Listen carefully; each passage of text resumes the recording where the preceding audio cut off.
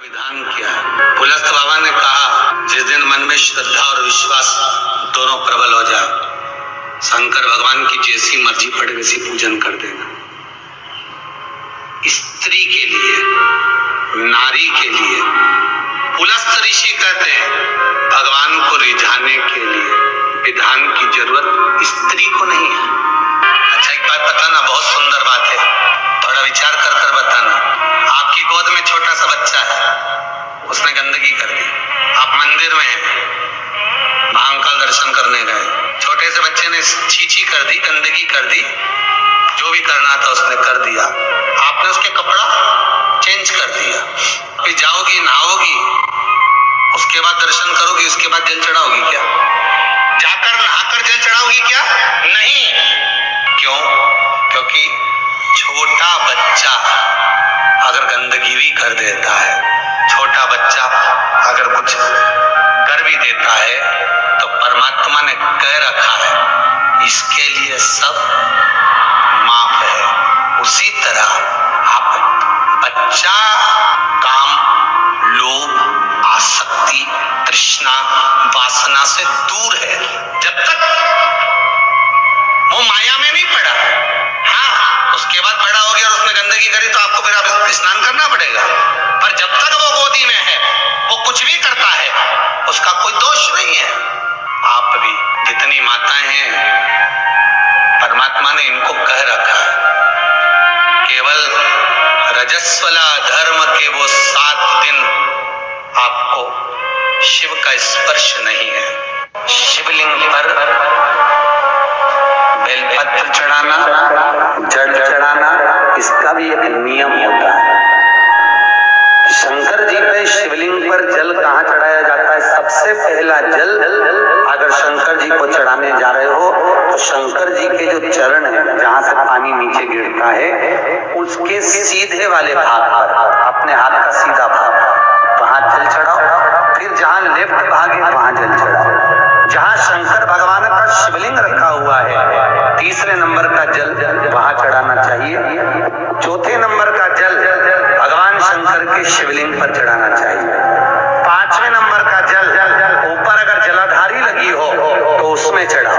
नहीं हो जलाधारी तो भगवान शंकर का जहाँ नंदी बैठा है, नंदी का एक पांव ऊंचा रहता है, उस पांव के पास में जल चढ़ाना चाहिए, चरण के पास में।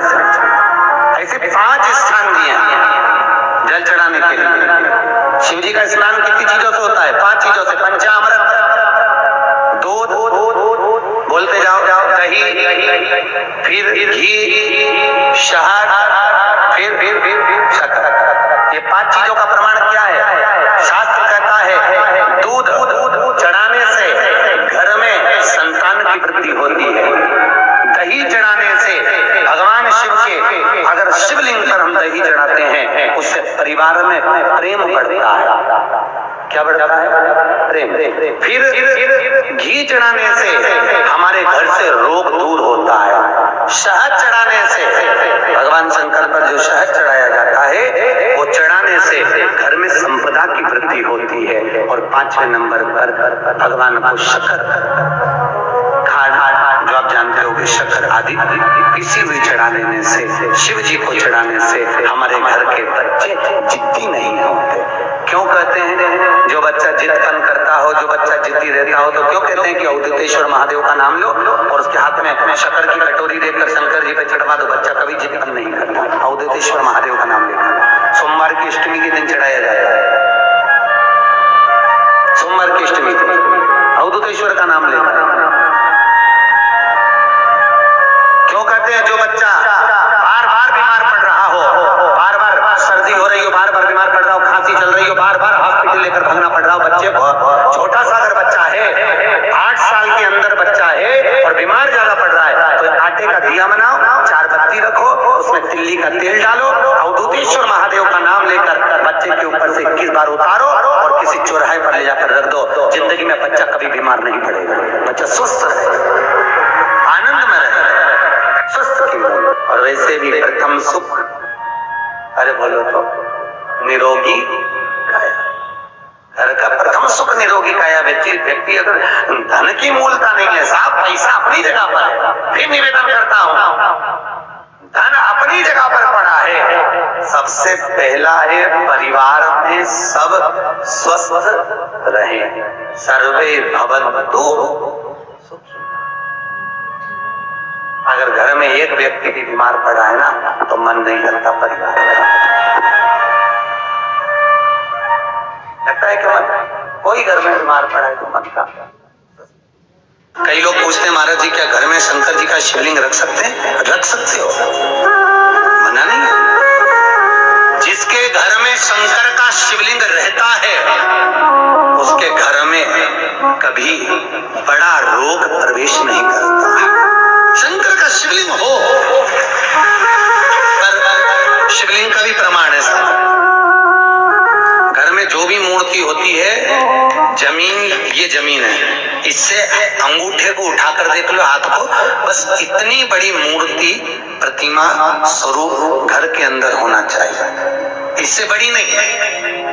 क्योंकि बच्चा जितना छोटा होता है उसको उतनी व्यवस्था कम करना पड़ती है। बच्चा जब बड़ा हो जाता है व्यवस्थाएं बढ़ती चली जाती। और निवेदन है, आप अपने घर के कमरे में दूसरों को अलाउ नहीं करते हो क्या? जेठानी का लड़का आया तुम्हारे कमरे में आकर बैठ गया, देवरानी का आया या ननंद के छोरा छोरी आए तुम्हारे कमरे में बैठ गया, तुम्हें अच्छा लगेगा? जल्दी करना। अपने कमरे में तो बच्चे कहते हम कहां जाए, दादी के कमरे में जा। तो दादी का कमरा तो पंचायती है, अपने कमरे में कोई नहीं होना। और ले देकर केवल एक भगवान का कमरा ही ऐसा होता है, भगवान का मंदिर एक ऐसा होता है जिसमें सब तीर्थ करने गई, कहां? रामेश्वर, आरती करके गई, कली आएगी, अब तो गई। और सुबह से आई इतनी सी शक्कर लिए, इतनी सी कटोरी में, और आरती भी कर रही शक्कर धर के, और दिया हाथ में, और इधर हाथ में घंटी, तन मन धन सब कुछ तेरा, मुंह से बोल रही तेरा, ऊपर से दिखा रही ठेंगा, समझना मत ही तेरा। पहले के लोग जब देवताओं का किचकिच कराएगी तो तुझे कौन छोड़ेगा?